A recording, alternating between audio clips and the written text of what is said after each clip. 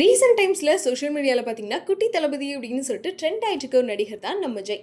ஏன்னா தமிழ் சினிமா பொறுத்த வரைக்குமே வேகமாக வளர்ந்த நடிகர் அப்படின்றத தாண்டி இவர் நிறைய நல்ல படங்கள் கொடுத்து வளர்ந்த ஒரு நடிகர் அப்படின்னு கூட ஜெய்யை சொல்லாங்க.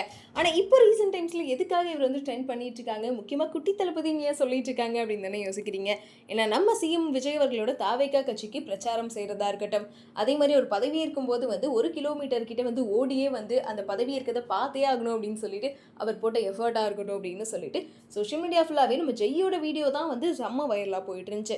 நீ தான்ப்பா அது நம்ம விஜய் அவர்களுக்கு தரமான ரசிகன் அப்படின்னு சொல்கிற மாதிரி ஃபேன் பாய் மூமெண்ட் அப்படின்னு சொல்லிட்டு அவரால் முடிஞ்ச எல்லா சப்போர்ட்டுமே வந்து கொடுத்துட்டு இருந்தார். இதே மாதிரி தமிழ் சினிமாவில் நிறைய நடிகர்கள் வந்து தாவேகா கட்சிக்கு வந்து சப்போர்ட்டும் பண்ணிட்டு இருந்தாங்க. ஆனால் இப்போ ஜெய்யை பற்றி எதுக்காக பேசிகிட்டு இருக்கோம் அப்படின்னா, நடிகர் ஜெய் வந்து ஹிந்துவாக தான் இருந்தார். அதுக்கப்புறம் வந்து இஸ்லாம் மதத்துக்கு பல வருஷத்துக்கு முன்னாடியே மாறிட்டார். ஆனால் அதுக்கான காரணம் என்ன அப்படின்றத ரீசெண்டாக ஒரு இன்டர்வியூவில் வந்து ஷேர் பண்ணியிருக்காரு. அந்த விஷயம் இப்போ சோஷியல் மீடியாவில் வந்து ரொம்பவே ட்ரெண்டாக போயிட்டு இருக்கு. ஏன்னா ரீசெண்டாக நம்ம ஜெய் அவர்கள் வந்து சட்டென்று மாறுது வானிலை அப்படின்னு சொல்லிட்டு ஒரு படம் வந்து பண்ணியிருந்தாரு. அந்த படம் ரிலீஸ் ஆகி வந்து மக்கள் மத்தியில் நல்ல வரவேற்பும் கிடைச்சிட்டு இருந்துச்சு. இருந்தாலும் கருப்பு படமும் ரிலீஸ் ஆயிடுச்சு அப்படின்றனால இந்த படத்துக்கு நிறைய ஷோஸ்லாம் கிடைக்கல அப்படின்ற மாதிரியும் வந்து சொல்லிட்டு இருந்தாங்க. இதை தொடர்ந்து பார்த்தீங்கன்னா ஜெய் அவர்கள் கொடுத்த இன்டர்வியூவில் அவர் என்ன சொல்லியிருக்காருன்னா, நான் சபரிமலைக்கு மாலை போட்டிருக்கேன், ஜீசஸ்க்கு மாலை போட்டு 1 வருஷம் விரதம் எல்லாமே இருந்திருக்கேன். அதனால எல்லா கடவுளையுமே நான் கண்டிப்பாக மதிச்சிருக்கேன். ஆனால் கோவிலில் தொடர்ந்து நிறைய அவமானங்களை நான் சந்தித்தேன். இஸ்லாம் மஜித்துக்கு நான் போகும்போது அங்கே என்னை யாருமே செலிபிரிட்டியாக பார்க்கல. மசூதிக்குள்ளே என்கிட்ட யாருமே பேசக்கூட இல்லை. கடவுளை மட்டுமே தான் முக்கியமாக நினைக்கிறாங்க. என் கூட ஃபோட்டோ எடுக்கணும் அப்படின்னு கூட யாருமே கேட்கல.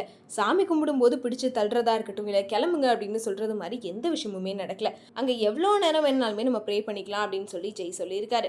ஸோ இதை தொடர்ந்து பார்த்தீங்கன்னா கோவிலில் மோஸ்ட்லி செலிபிரிட்டிஸ் யார் போனாலுமே அங்கே சாமி கும்பிட்றதை தாண்டி அவங்க கூட ஃபோட்டோஸ் எடுக்கணும்னு சொல்லிட்டோம். அதே மாதிரி அவங்கள சுற்றி நிறைய கூட்டம் சேர்ந்துட்டு அவங்களையும் சாமி கும்பிட விடாமல் நம்மளையும் சாமி கும்பிட முடியாமல் அப்படின்னு சொல்லிட்டு நிறைய சர்ச்சைகள் ரீசெண்ட் டைம்ஸில் நம்ம பார்த்துருப்போம். ஒரு கோவிலுக்கு கூட அப்பா நிம்மதியாக போக விட மாட்டீங்க அப்படின்னு சொல்லிட்டு கூட சோஷியல் மீடியாவில் நிறைய அந்த வீடியோஸ் எல்லாமே ட்ரெண்ட் ஆகிட்டு இருந்துச்சு. ஏன்னா ஆக்டர்ஸ் அப்படின்னு ஒருத்தவங்களை பார்த்தாலே உடனே கூட்டம் போடுறது, அங்கேருந்து வந்து பக்தர்களுக்கு டிஸ்டர்பாக இருக்குன்னு சொல்லி அவங்கள கிளம்ப சொல்கிறதா இருக்கட்டும், இல்லை இவங்களே வந்து பிடிச்சி தள்ளிக்கிறது அடிதடி அப்படின்னு சொல்லிட்டு நிறைய பிரச்சனைகள் வந்துட்டு இருக்க நேரத்தில் ஜெய் அவர்கள் இப்படி சொல்லியிருக்க விஷயம் சோஷியல் மீடியாவில் ரொம்ப ட்ரெண்டிங்காக போயிட்டு இருக்கு. முக்கியமாக இது ஒரு பக்கம் சர்ச்சையாகவும் நிறைய பக்கம் வந்து ஆதரவாகவும் வந்து சொல்லிட்டு இருக்காங்க. ஏன்னா மசூதி பொறுத்த வரைக்கும் இந்த மாதிரி எந்த விஷயங்களும் நடக்கல அப்படின்றத வந்து ஜெய் அவர்கள் குறிப்பிட்டிருக்காரு. அதனால கோவிலையும் இந்த மாதிரி நடக்கக்கூடாது, இதே மாதிரி பண்ணிங்கன்னா அங்கேயும் வந்து எல்லாரும் அமைதியாக வந்துட்டு போவாங்க அப்படின்னு சொல்லிட்டு நெட்டிசன்களும் அவங்களோட நிறைய பாசிட்டிவான கருத்தையும் ஷேர் பண்ணிட்டு இருக்காங்க. ஸோ நீங்கள் இதை பற்றி என்ன நினைக்கிறீங்க அப்படின்றத மறக்காமல் கமெண்ட்டில் சொல்லிடுங்க.